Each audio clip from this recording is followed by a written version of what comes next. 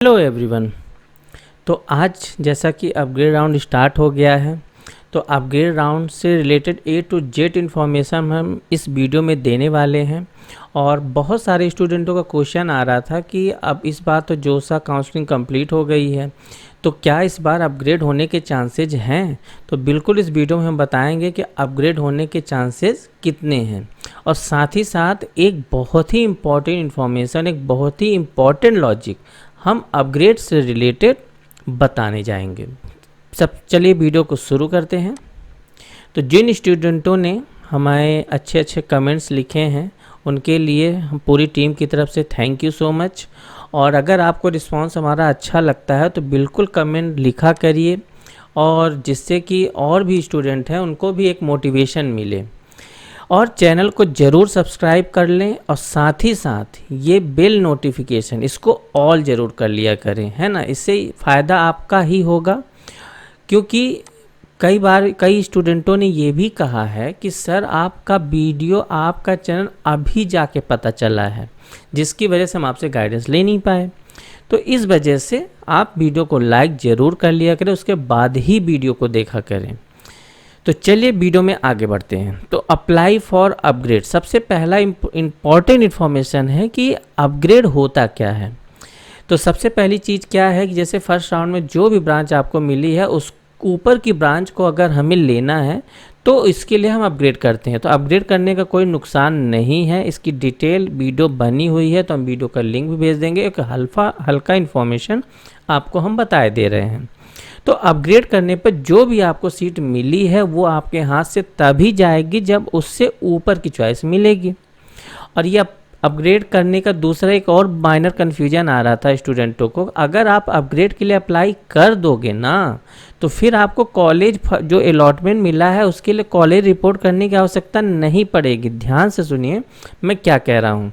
यदि आप अपग्रेड के लिए अप्लाई कर देते हो जिसका चार्ज 1030 रुपी है, तो फिर आपको कॉलेज रिपोर्ट करने की आवश्यकता नहीं है। फिर आपको कॉलेज कब रिपोर्ट करना होगा, आपको न्यू अलॉटमेंट लेटर आएगा 11 अगस्त को, और वो कब तक वैलिड रहेगा, मतलब आपको जब न्यू अलॉटमेंट लेटर 11 अगस्त को आएगा तो फिर आप 16 अगस्त तक कॉलेज जाके रिपोर्ट कर सकते हैं और एडमिशन ले सकते हैं। इम्पॉर्टेंट डॉक्यूमेंट क्या है वो आपको डिस्क्रिप्शन में भी हम सेंड कर देंगे। चलिए बात करते हैं कि वह इम्पॉर्टेंट इन्फॉर्मेशन क्या है।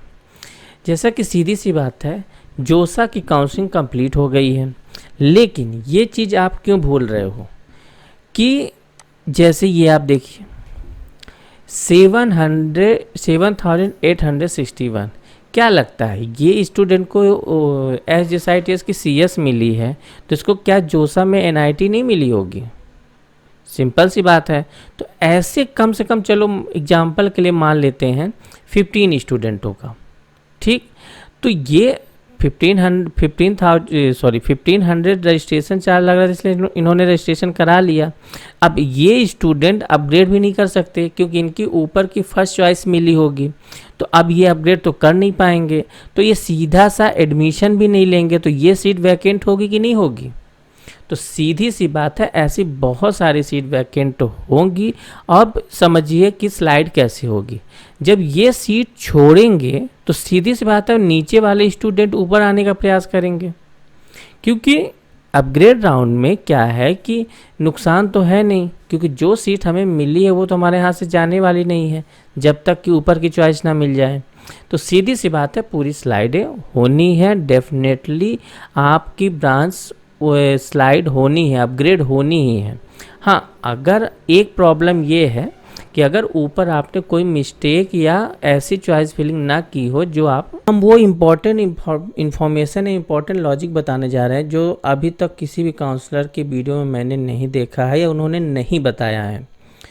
तो चलिए बताते हैं उस चीज़ के बारे में। जैसा आप लोग देखते होंगे कि ये इन्फॉर्मेशन तो आपको पता चल गया है, और जो अभी हमने वीडियो में जो बताया अगर वो नहीं समझ में आया है तो इसमें भी उसको एक बार हम रिपीट कर देंगे तो वो समझ में आ जाएगा।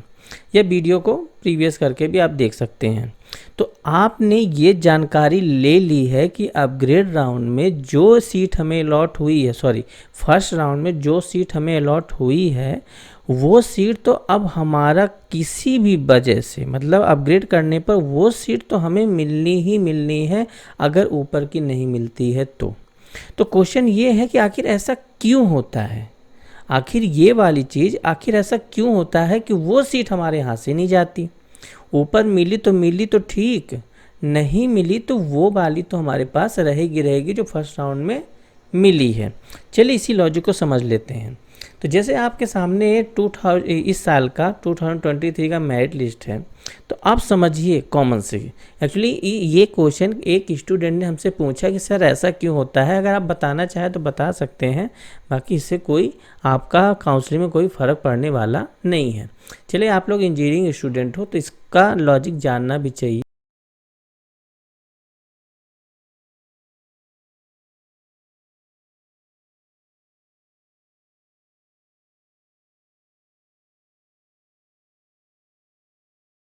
पहली भर देते हैं और वही अलॉट हो जाती है। तो अगर आपकी पहली नंबर की चॉइस अलॉट हुई है तो वो स्टूडेंट अपग्रेड में अप्लाई नहीं कर सकते, उनको वो चॉइस या तो कॉलेज जाके रिपोर्ट करनी होगी या तो फिर उसको छोड़नी होगी, वो सीट वैकेंट होनी है ही। तो सीधी सी मतलब है ये वाले जो स्टूडेंट हैं वो फर्स्ट राउंड में क्या करेंगे, या तो लेंगे या तो छोड़ेंगे। ज़्यादातर चांसेस ये होते हैं कि ये स्टूडेंट सिर्फ फॉर्मेलिटी के लिए भरते हैं, अपनी सिक्योरिटी के लिए, क्योंकि इनको एनआईटी मिलना ही मिलना है, तो ये सिर्फ सिक्योरिटी के लिए भरते हैं, बाकी इनको लेना नहीं होता है। तो अब सीधी सी बात है, अगर ये छोड़ते हैं तो हमारी ब्रांच थोड़ा सा अपग्रेड होगी, और अगर नहीं भी छोड़ते हैं तो अब नए स्टूडेंट तो इंटर कर नहीं रहे। ये जो मेरिट लिस्ट बनी है अब इसमें कोई भी रजिस्ट्रेशन अपग्रेड के दौरान तो होता नहीं है, मतलब न्यू स्टूडेंट तो इंटर कर नहीं रहे। मतलब जो सीट का ही मतलब वैकेंट है, जो फर्स्ट राउंड में वैकेंट हुई है, उसको अब फिल करने के लिए न्यू स्टूडेंट तो इंटर कर नहीं रहे, तो वही सेम स्टूडेंट पुराने ही हैं।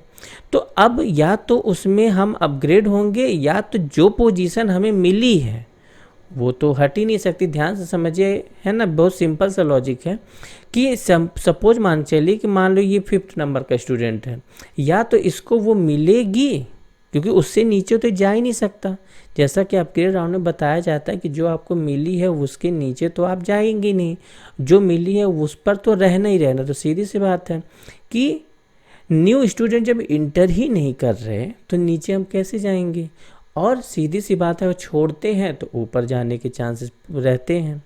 तो ये सिंपल सा लॉजिक है जो स्टूडेंटों ने पूछा था, तो हमने सोचा कि इसका आंसर दे दें। तो इसका सिंपल सा आंसर है कि न्यू कैंडिडेट इंटर होते नहीं हैं, जिसकी वजह से एज इट इज वो रहता है। तो या तो हम ऊपर जाएंगे या तो उसी में हम मतलब या जो हमें चॉइस मिली है उसी को हम दोबारा भी मिल जाएगी, लेकिन नीचे जाएंगे मतलब जो चॉइस फिलिंग फर्स्ट राउंड में अलॉटमेंट हुआ उससे नीचे की कोई भी चॉइस हमें मिलने की बिल्कुल भी पॉसिबिलिटी नहीं होती है। तो आई होप चीज़ें आपको समझ में आई होगी प्रॉपर लॉजिक के साथ। एक्चुअली इंजीनियरिंग स्टूडेंट तो अब बनने जा रहे हो तो आपको प्रॉपर लॉजिक समझ में भी आना चाहिए, जिससे कि आप भी एक एनालिसिस कर सकें और एक सही डिसीजन लेने में आपको हेल्प मिल सके। तो चलिए मिलते हैं नेक्स्ट वीडियो में। अगर आपको कोई अपग्रेड से रिलेटेड कुछ कन्फ्यूजन भी हो तो आप दिए गए नंबर पे आप कांटेक्ट करके इंडिविजुअली भी गाइडेंस ले सकते हैं। गाइडेंस का कोई चार्ज नहीं है, बाकी सेकेंड राउंड की काउंसलिंग का चार्ज तो लगेगा ही लगेगा। तो मिलते हैं नेक्स्ट वीडियो में, तब तक के लिए thank you so much, all the very best. जय हिंद, जय भारत।